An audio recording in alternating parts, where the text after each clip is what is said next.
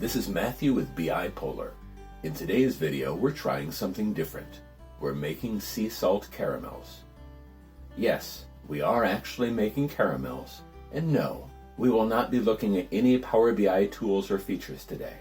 But yes, I do believe that there's a parallel between the two. Let's get started, and we'll see if you agree. The recipe itself is as simple as can be, with just 3 ingredients. We have a bowl of tempered dark chocolate, a tray of soft sea salt caramel squares, and a small bowl of sea salt flakes. That's it.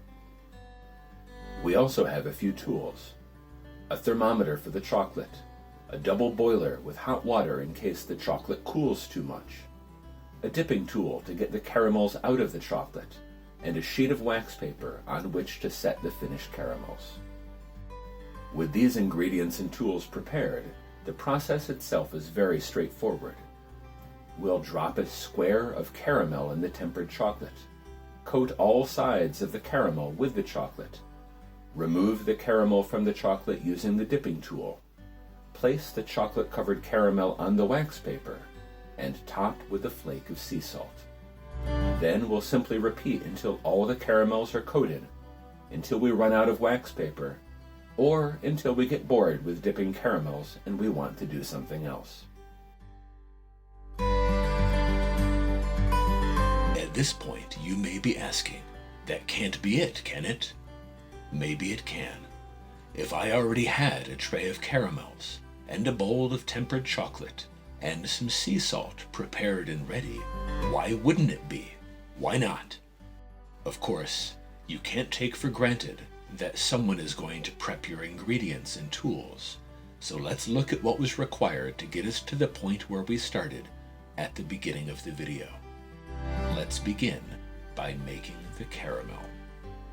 The first thing we want to do when making caramel is to line a pan with parchment paper. This ensures that when the caramel is cooked and done, we have a place to put it.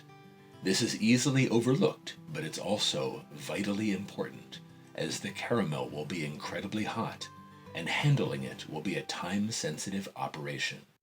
Next, we'll measure our dairy ingredients, placing butter and cream in a small pan and starting to bring them to a boil.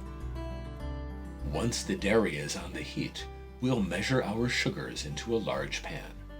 We'll start with the glucose syrup, mainly because it's a bit unwieldy. The recipe we're using isn't particularly forgiving, so we want precise measurements, and getting just the right amount of glucose in the pan is easier when there's not already granulated sugar in the pan. If the video makes it look like I got it exactly right the first time, please remember that I've made this recipe many times before. Also, I got lucky today. This almost never happens. After the glucose, we'll add the granulated sugar.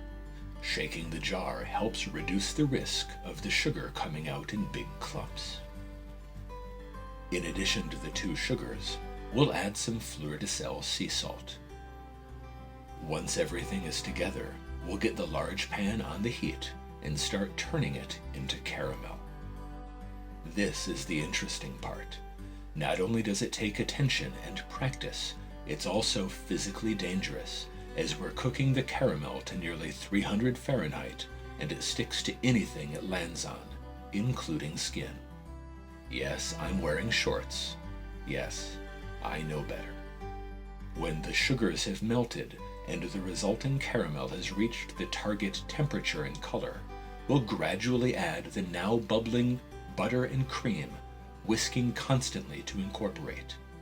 This seemingly simple step must be performed with great care because everything at this point is extremely hot, and as experience has shown, steam burns aren't as fun and exciting as their name might suggest. We'll keep this furiously boiling mixture on the heat until it comes back up to the final target temperature, at which point we will immediately pour the finished caramel into the prepared pan.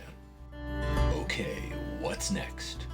When we started off, we were making caramels with 2 main ingredients: caramel squares and dark chocolate. Then we saw that there was a bit more work that went into making the caramel squares. Should we expect that making tempered dark chocolate will also be surprisingly complicated? No, but also yes. Mainly yes. Chocolate tempering is interesting because there's a single ingredient, but the process can be both error-prone and unforgiving. Even though I've had lots of success with the process we're using today, I've failed more often than I've succeeded when tempering chocolate. We'll begin by finely chopping some quality dark chocolate and setting it over simmering water to melt. Chopping the chocolate helps it melt more quickly and evenly. Adding these larger chunks of chocolate left over from the last batch will not help. The heart of the tempering process is carefully manipulating the temperature of melted chocolate over time. Tempered chocolate has an attractive glossy surface and a crisp and pleasant bite. Even if you've never made it yourself, you're probably already familiar with tempered chocolate because this is what you buy at the store. You may take it for granted, at least until you melt chocolate at home and find that when it cools it's all spotty and ugly and isn't particularly pleasant to eat. Some people may not care about the temper. They may just melt their chocolate and enjoy it even though it's not perfect. Others may take shortcuts, buying so-called chocolate-flavored coatings that set up crisp and glossy every time, but which isn't technically chocolate. Some people may do this, but we are not these people. We're doing things properly here. We'll bring the chopped chocolate up to a temperature where all of the cocoa butter crystals are broken down, but not much warmer than that, or we'll ruin the chocolate by scorching it. Melting over a double boiler and stirring regularly is key. For dark chocolate, we need to bring it up to a temperature of 110 Fahrenheit. We also need it to be fully melted, which is where those big chunks come in, well, whatever the opposite of handy is. When the chocolate is melted, it's time to bring the temperature back down and to reset the cocoa butter crystals into a consistent crystal matrix. We'll accomplish both of these things by adding some already tempered chocolate and stirring to incorporate and melt it. The crystals in this seed chocolate serve as a template for the melted chocolate, and stirring helps to ensure that the template is applied consistently to all of the chocolate in the bowl.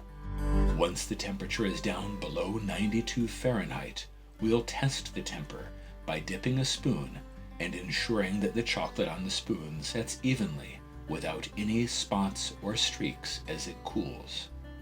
And now we're ready to begin. Now that we're back to where we started, you may be asking what all this has to do with Power BI. You may be wondering why you watched an entire video about making caramels, or you may have seen the connections already. Self-service BI can be very much like our simple recipe for dark chocolate-covered sea salt caramels. You may be able to work with high-quality data sources and templates that someone else has already created for you. With this as your starting point, you can combine them with ease to build beautiful, quality end products that delight your consumers, not unlike dipping caramel squares in tempered chocolate.